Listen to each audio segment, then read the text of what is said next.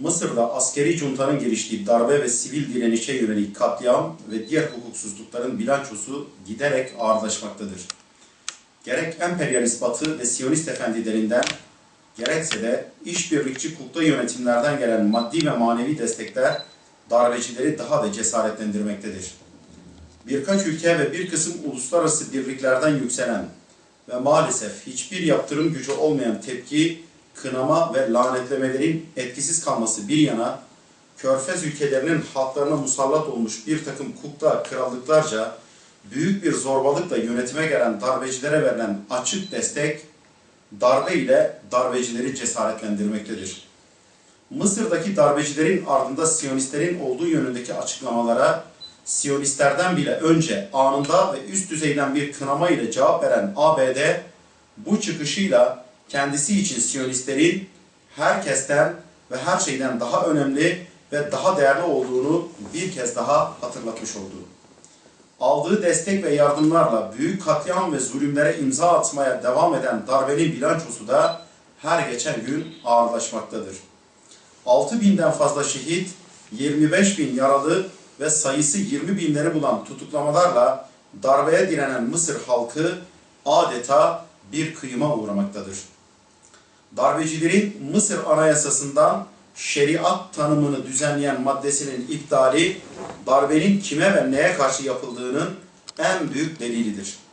Mısır'ın Müslümanlar tarafından İslami bir anlayışla yönetilmesini hazmedemeyen emperyalistler, emrinde oldukları Siyonistlerin güvenliğini sağlamak için Mısır'daki darbe zulmüne nasıl da destek olduklarını artık saklama ihtiyacı bile duymamaktadırlar. Son birkaç aydır değişik Kürt illerinde birbiri ardınca yaşanan ve aynı aileden çok sayıda insanın hayatını kaybetmesiyle sonuçlanan arazi kavgaları yaşanmaktadır. Ölümle biten arazi kavgaları aslında yıllardır Kürdistan'ın birçok ilinde meydana gelmekte, ancak devlet PKK çatışmasının gölgesinde kaldığı ve bu yoğunlukta yaşanmadığı için pek dikkat çekmemekteydi. Feci bir sonla biten arazi kavgalarının temelinde inanç, eğitim eksikliği, anlayış ve paylaşım adaletsizliği olduğu kadar bu adaletsizliğe yol açan, adil ve kalıcı bir çözüm getiremeyen sistem vardır.